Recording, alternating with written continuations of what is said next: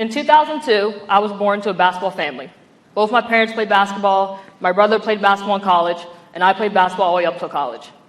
Basketball has always been a part of me and my family's life. On Christmas Day, we opened up Christmas presents, and at 12 o'clock, we watched the game.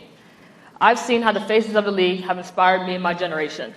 When I was younger, kids used to crumble up a piece of paper and throw in a trash can and yell Kobe. And some of the kids that did that weren't even fans of basketball, but they were just fans of Kobe Bryant himself.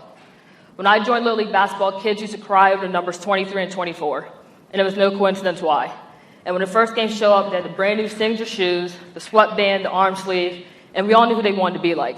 So my question is, who's going to be the next generation's LeBron James and Kobe Bryant? In the past, it's easy to pass the baton from one great to another. It started with Jerry West, who's the logo, and then it went to Kareem, then Larry Bird, Magic Johnson, and then there's Michael Jordan, and I'm sure we all know who Michael Jordan is, regardless if you like basketball or not.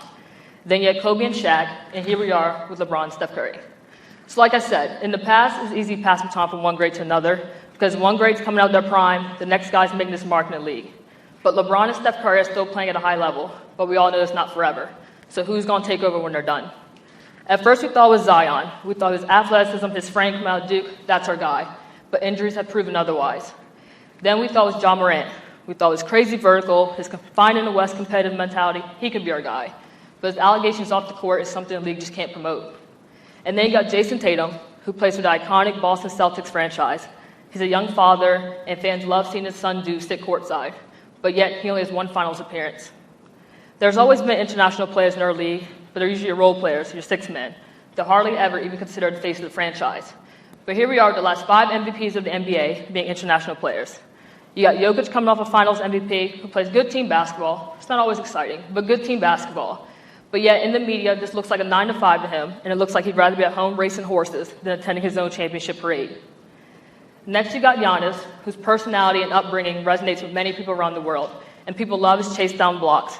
But yet, he only has 1 championship, and people can say that comes from injuries to the other team and Kevin Durant's foot being a size too big.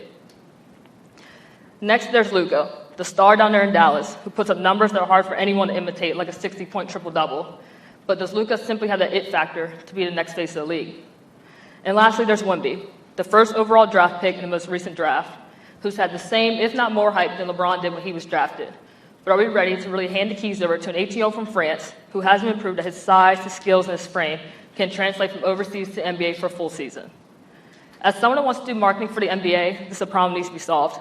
Because one day Steph Curry will shoot his last 3, and LeBron will play his last game. The NBA needs a face. They need someone the kids can look up to.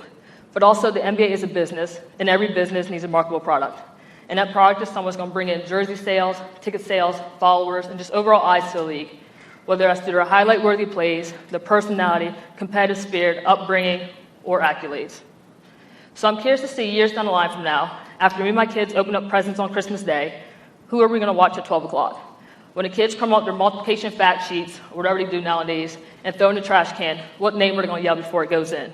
When I sign my kids up for Little League basketball, and yes, they will play basketball, whose jersey number are they going to cry over they don't get, and whose signature shoes, sweatband, and arm sleeve are they going to beg me to buy them so they can be like the role models? Look at other sports leagues, for example. Major League Ice Hockey, soccer, baseball. They've already had international players come into the league and become the face of it.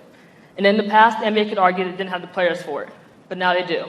So the real question is the NBA ready or even willing to make an international player the face of the league, or does the face of the league have to remain an American player? Thank you.